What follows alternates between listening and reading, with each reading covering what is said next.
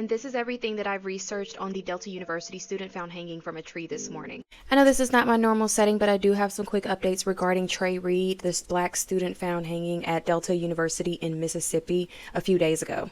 Dan Enos, who is the president of Delta State University, held a press conference on Wednesday, September the 16th in Cleveland. Enos was asked about accusation by the family of Reed that they had not been contacted by the university in regard to details about his death and the investigation going into it. Delta State University Chief of Police Mike Peeler gave an update into the investigation, revealing that Mississippi Crime Lab was working on an autopsy on Wednesday and expects that to be completed within the next 24 to 48 hours. All other questions that were asked were met with, "The investigation is ongoing."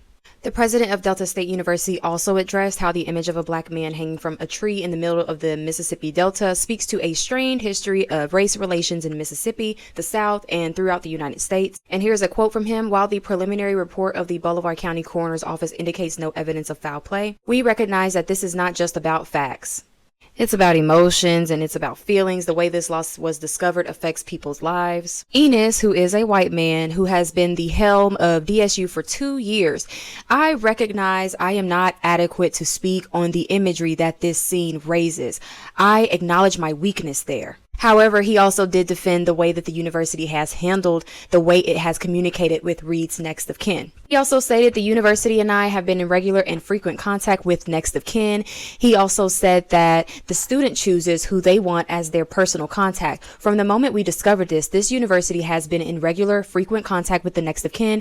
This was a choice made by the student, and the choice of the student has to be respected. Even when the student is no longer with us, I recognize there are family not being contacted that are not the names that Trey gave us, and I am so sorry for that." Enos also stated that the university is safe, but there has been an increased amount of security on campus because of online and phone threats that have been made.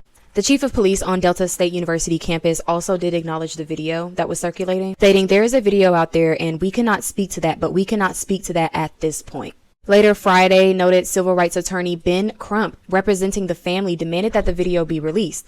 Earlier, the family had announced they plan to pursue an independent autopsy. Here's a quote from Ben Crump to close us out. "Trey's family deserves answers they can trust. We cannot accept rushed conclusions when the stakes are this high.